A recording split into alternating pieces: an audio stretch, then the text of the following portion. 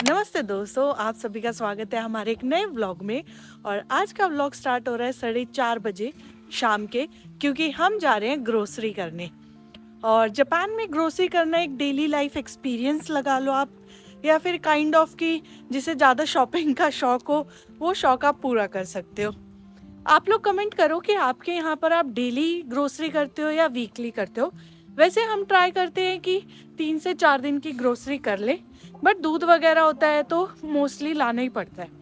तो इसलिए हम हफ्ते में कई बार 2 बार कर लेते हैं, कई बार हफ्ते में 1 बार करते हैं। जापान की गलियां वैसे तो मुझे हमेशा ही सरप्राइज देती है, क्योंकि मैं कभी भी आऊँ सुबह, शाम को या दोपहर को, ये ऑलमोस्ट मुझे ऐसे खाली ही दिखती है।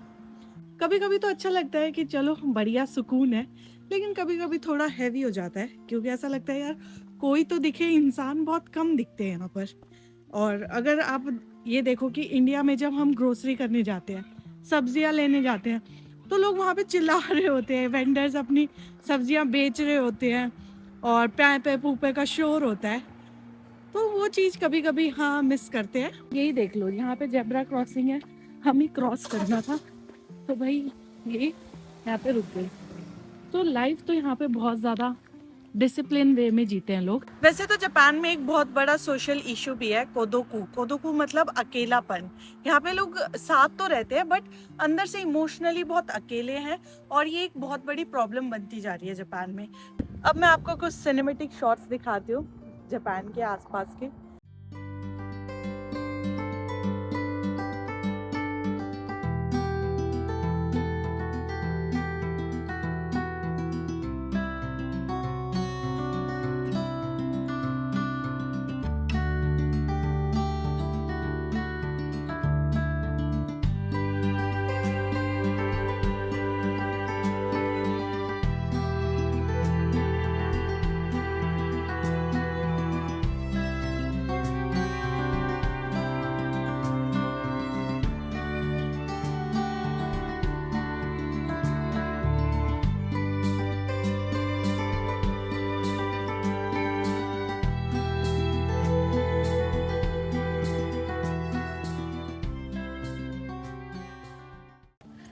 अब मैं पहुंच गई हूँ सुपर ड्रग स्टोर। आपको जापान में ऐसे बहुत सारे सुपरमार्केट मिलेंगे।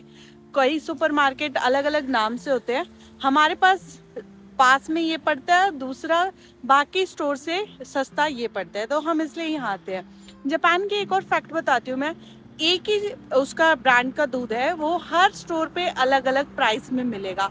कभी भी आप देखना, जैसे छोटे मोटे ये जो ग्रोसरी आइटम्स होते हैं, इन पे प्राइस प्रिंट नहीं होता, क्योंकि अलग अलग स्टोर पे आपको अलग अलग डिस्काउंट मिलता है। जो दूध हम यहाँ से 181 में लेते हैं, वही एंतेत्सु स्टोर से हमें वो 213 का पड़ता है। तो ऐसे ही आप कंपेयर कर सकते हो। और जापान ऐसे क्यों करता है? क्योंकि हर एक स्टोर अपना डिस्काउंट देना चाहता है, और अगर वो रेट प्रिंट कर देगा तो हर स्टोर को बार बार प्राइस चेंज करने में दिक्कत होगी। जापान में आप जितने भी स्टोर देखोगे, हर स्टोर के बाहर ऐसे पार्किंग प्रोवाइडेड होती है, चाहे कोई भी कन्वीनियंस स्टोर हो, जैसे कि 7-Eleven है या फिर फैमिली मार्ट है। ऐसे ये सुपर मार्केट्स होते हैं, सबके बाहर आपको पार्किंग ज़रूर मिलेगी। ऐसा नहीं है कि रोड पे अपनी अपनी पार्क करो गाड़ी और फिर दुकान पे सामान लेने चले जाओ, जिसकी वजह से बाहर मेन रोड पर रश हो जाए।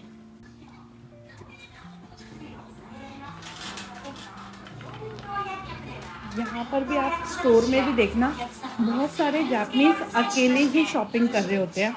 यहाँ पे भी कोई ज़्यादा फैमिली के साथ नहीं होते हैं। जापान में जब भी कोई भी एक्सपायरी पास आती है, जैसे 21 और आज है 19, तो उस पर ऑफ मिलता है 148। वैसे ये ब्रेड 224 का है, बट इस पर ऑफ मिलेगा 148 का। जापान में मोस्टली सब्जियां क्वांटिटी वाइज मिलती हैं। अपने यहाँ जैसे केजी में लेते हैं, वेट वाइज या क्वांटिटी होती है। और यहाँ पे अगर लोगों को हाफ चाहिए तो हाफ भी मिलती है, हाफ का भी 25% चाहिए तो वो भी मिल जाता है। जैसे ये हाफ है 178 की, और ये उसका भी हाफ है, तो इसलिए ये है 98 की। जापान में लोगों का पोर्शन साइज ना बहुत थोड़ा होता है, इसलिए यहाँ पे सब्जियां भी बिल्कुल थोड़ी थोड़ी ऐसे मिलती हैं कि ये एक बंदे के लिए सफिशिएंट होगी। जापान में कप नूडल्स और इन नूडल्स का काफ़ी शौक होता है। और यहाँ पे क्या है, इसमें आपने सिर्फ गर्म पानी डालना है और ये रेडी टू ईट होता है। तो यहाँ पे रेडी टू ईट फूड का बहुत ज़्यादा ट्रेंड है।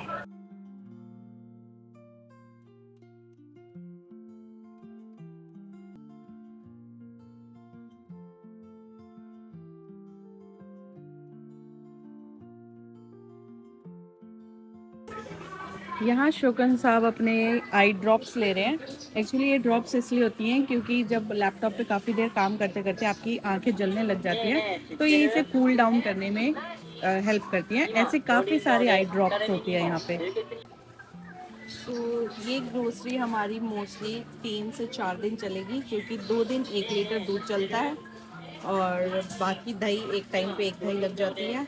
और ये एक्स्ट्रा लेमन जूस हमने ट्राई करने के लिए लिया है, क्योंकि हम गर्मियों में इसे काफ़ी पीते थे। साथ में बस हमने सर्फ लिया और टिश्यू बॉक्स लिया है, प्लस ब्रेड लिया है। तो अब देखते हैं कि इतनी ग्रोसरी यहाँ पर कितने की होती है। が欲しい。鈴木涼しいコンタクトコンタクトがないね。コンタクトがコンタクトはないないです。コンタクト使ってないならこちらのクールクールとドライアイスがドライドライドライネスドライアイ毎日コンピューターで中に仕事をしますけどコンピューター使うコンピューター使うそうコンピとドライューター使う用の PC あ用 PC もありますがそうそうそうその方がいいそういいですこれ鈴木これが一番強い OK です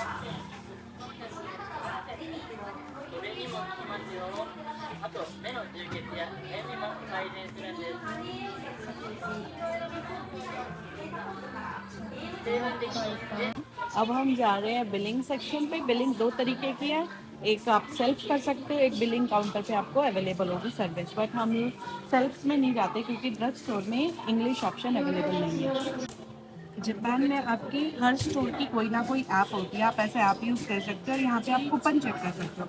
जैसे अभी हमने एक मेडिसिन लिया आइस की, यहाँ पर आपको 5% ऑफ मिल जाएगा। ऐसे अलग अलग प्रोडक्ट पे अलग अलग कूपन आते हैं, आप इन कूपन को काउंटर पे दिखा सकते हो और पॉइंट्स ले सकते हो। चलो शर्त लगाते हैं, ये ग्रोसरी कितने की होगी? कितने की बोलते हो तुम?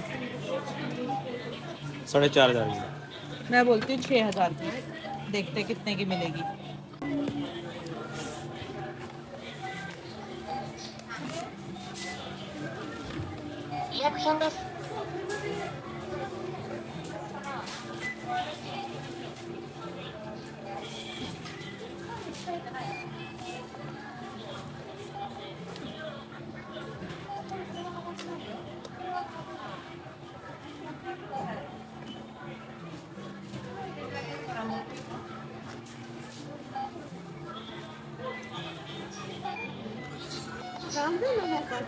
はいあ तो यहाँ पे ना शोकन साहब जी थे ना मैं, लेकिन शोकन साहब पास थे। उन्होंने 4,000 बोला था, मैंने फिर भी 6,000 इसलिए बोला था क्योंकि मुझे लगा सर्फ है तो थोड़ा महंगा होगा। तेरे को ये तो लगा 6,000 बचेंगे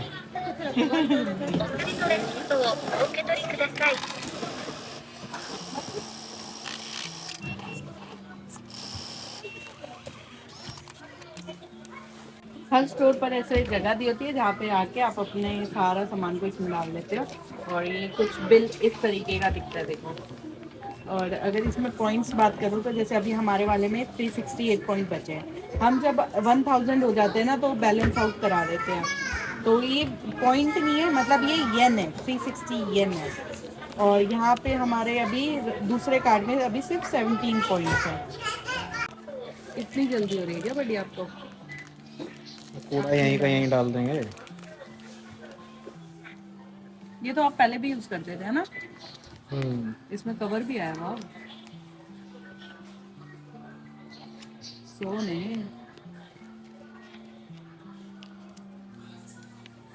सही है। तो ये था हमारा ग्रोसरी का पूरा व्लॉग। हम कैसे अपनी 3 से 4 दिन की ग्रोसरी करते हैं, और जो कि आती है 4,000 के अप्रॉक्स, मतलब 3,700, बट 4,000 लग ही जाते हैं। कभी कुछ ख़त्म हो जाता है, कभी कुछ ख़त्म हो जाता है, तो वैसे आना ही पड़ता है 2 से 3 दिन में। ग्रोसरी लाने के बाद सबसे बड़ा काम जो रहता है इनको फ्रिज में लगाना, क्योंकि इतना सारा आइटम होता है। कुछ चीज़ें फ्रिज में लगाने की होती है, कुछ चीज़ें बाहर रखने की होती है। और आते आते हम लोग सब्जियां भी ले आए थे हमारे वाले स्टोर से। ये गोभी है 100 येन की, और ये हरे प्याज है। तो इनको सबको अपना जगह पे रखते हैं। और अगर डिनर की बात करूँ तो आज के डिनर में बनेगी दाल, वो भी सूप फॉर्म में। कोई उसमें तड़का नहीं लगेगा, कोई उसके साथ चावल नहीं बनेंगे। तो चलो शुरू करते हैं। यहाँ पे मैंने हरे प्याज पालक काट लिया, यहाँ पे शोगन साहब ने हमारे लिए सैलेड चॉप कर दिया है, और ये मैंने गर्म पानी में दाल भिगो दी थी। अब बस मुझे इसे विसिल लगवाना है, तो सूप टाइप बन जाएगा, साथ में सैलेड हो जाएगा फाइबर के लिए। तो बिल्कुल थोड़े से ऑयल में मैंने डाला जीरा, और अब हम डाल देंगे थोड़ी सी हल्दी, थोड़ा सा धनिया पाउडर,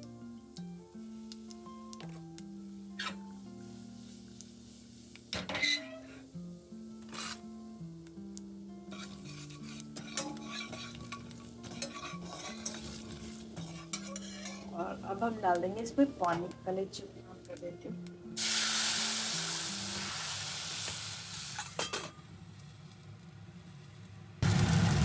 हम जाएगी दाल,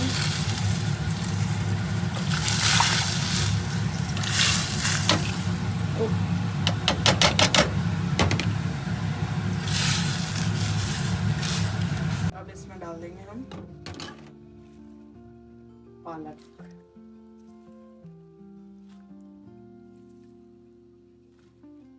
साथ में हरे प्याज।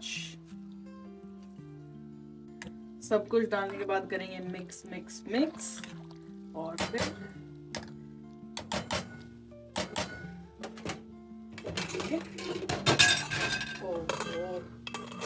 बंद।